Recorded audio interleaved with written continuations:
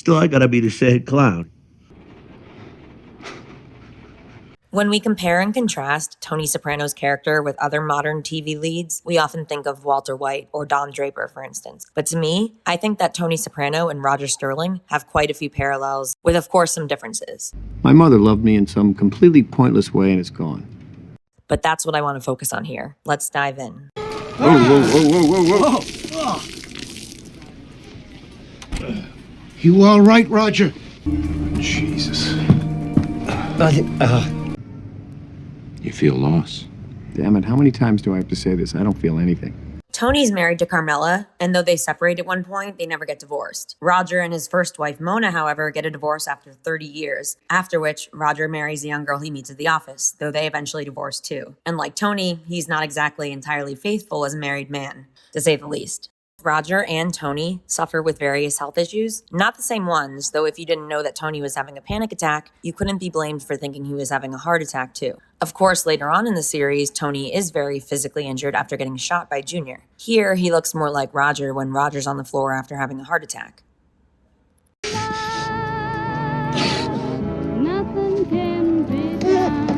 Roger takes LSD while Tony takes peyote. Two different drugs, but ones that can have similar impacts on the mind. And in Roger's and Tony's cases, causes them both to burst out laughing when they came to certain realizations.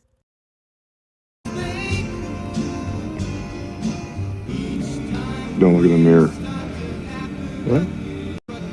Where do you look? Look at me. Everything's okay. You are okay.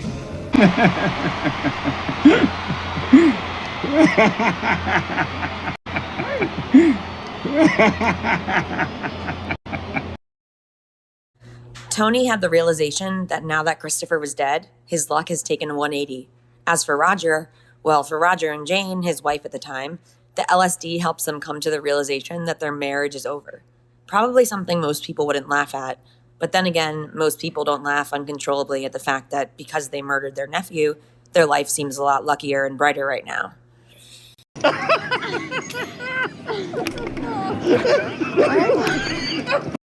you laughing at me?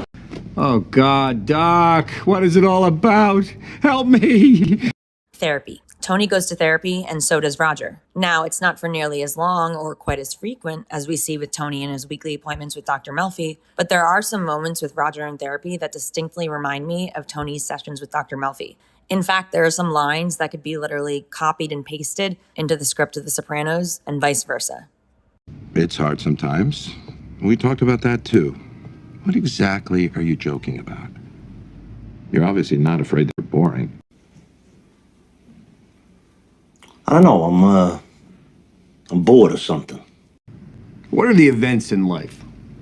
It's like you see a door. The first time you come to it, you say, oh, what's on the other side of the door? Then you open a few doors. And then you say, I think I want to go over that bridge this time. I'm tired of doors. Finally, you go through one of these things, and you come out the other side, and you realize that's all there are. Doors, and windows, and bridges, and gates, and they all open the same way. And they all close behind you. All this shit's for nothing? And if all this shit's for nothing, why do I gotta think about it? Look, life is supposed to be a path, and you go along, and these things happen to you, and they're supposed to change you, change your direction. But it turns out that's not true. Both Tony and Roger like to try and use humor or jokes to deflect from getting at the real issues, the sad clown mentality, laughing on the outside, crying on the inside. Though I don't think they're always aware of how they actually are feeling inside until it hits them and they have no choice but to succumb to their emotions. Giorgio died. His family sent over a shoeshine kit because you were the only one who called about him.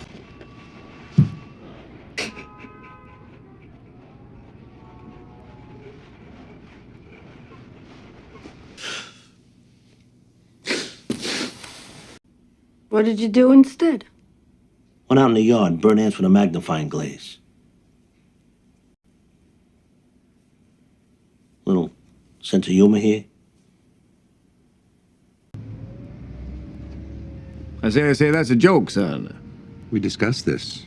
What? I can't laugh at everything you say. Either it's funny or it's not. I don't know how you could control yourself. You go to Italy, you lift some weights, you watch a movie, It's all a series of distractions till you die. These therapy sessions in particular remind me so much of Tony, and I suppose these similar themes shouldn't come as any surprise, given that Mad Men's creator, Matthew Weiner, was a writer and producer of various Sopranos episodes in seasons 5 and 6. Turns out the experiences are nothing. They're just some pennies you pick up off the floor, stick in your pocket, and you're just going in a straight line to you-know-where. You can't do nothing about it. And you can't fight it.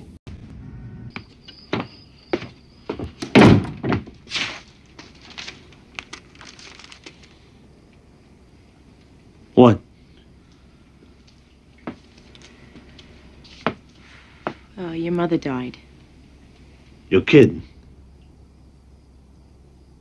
I mean, Jesus Christ. Svetlana just called. Your Aunt Jessica called. That's what I hung up for. Your mother passed away this morning. Did she say what happened? She had a stroke. In the bathroom.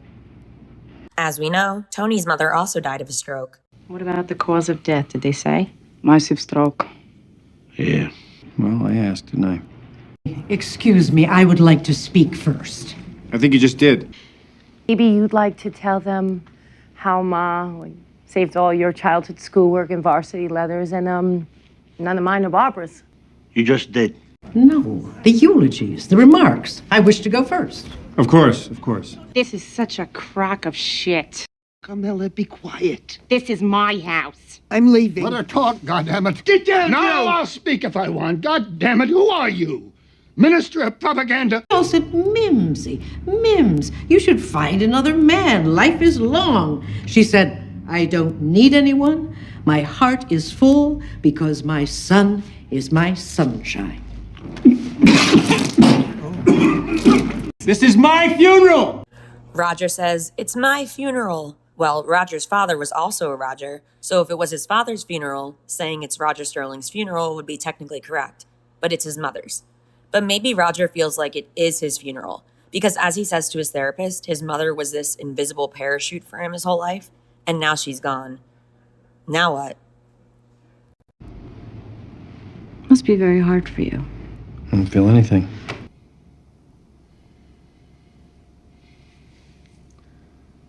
So we're probably done here, right? She's dead. My mother loved me in some completely pointless way, and it's gone. And now I know that all I'm going to be doing from here on is losing everything. Therapy. This. Seriously, we're both adults here, right?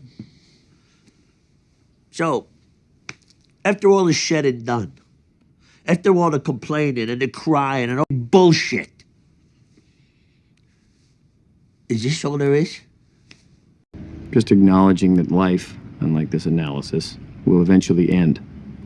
And somebody else will get the bill. To wrap up, when I look at Tony Soprano and then take a look at characters on Mad Men, rather than thinking of Don Draper as the obvious Tony Soprano of Mad Men, I see a lot of Tony's mind in Roger's, which we hear for ourselves in their therapy sessions and elsewhere.